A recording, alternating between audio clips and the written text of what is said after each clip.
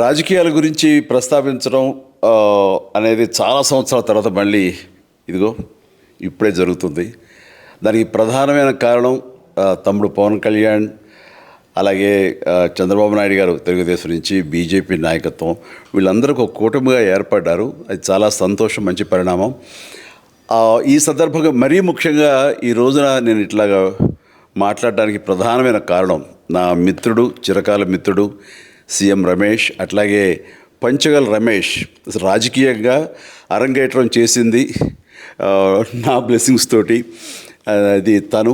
అలాంటి Panchagal Ramesh and CM Ramesh గారు వీరు నాకు కావలసిన వాళ్ళు ఇద్దరు కూడాను అనకాపల్లి కాన్స్టిట్యున్సీలో ఎంపీ క్యాండిడేట్గా, అలాగే పెందుర్తి ఎమ్మెల్యే క్యాండిడేట్గా వీరు నిలబడటం అన్నది నాకు చాలా సంతోషంగా ఉంది. ఎందుకంటే ఇద్దరు చాలా మంచి వాళ్ళే కాకుండా సమర్థవంతులు.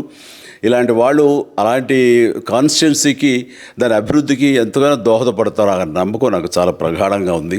ముఖ్యంగా సీఎం రమేష్ గారికి కేంద్రంతో ఉన్నటువంటి సంబంధాలు, అనుబంధం ఇది మరీ మరీ ప్రత్యేకం. నాకు అది ఎప్పటి నుంచో తెలుసు.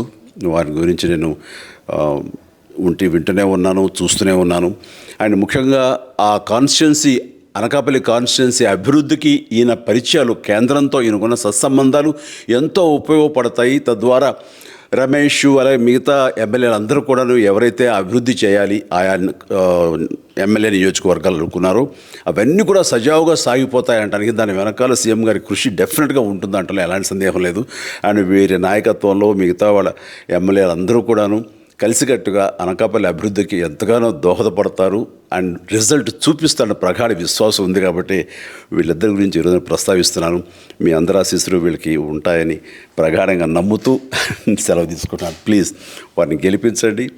అనకాపల్లి నియోజకవర్గం యొక్క అభివృద్ధిని మనందరం చూస్తాం.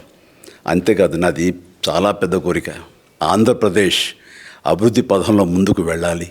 దానికి కానీ మీరందరూ నడుము బిగించండి. మీరందరూ కూడాను ఇలాంటి వారికి ఓటు వేసి మీరు గెలిపించి అన్ని రకాలుగాను మీ యొక్క ఆశీస్సులు వీళ్ళకు ఉన్నాయి అన్న భావాన్ని మా అందరికీ, ఆ నమ్మకాన్ని మాకు కలిగించండి. జై హింద్.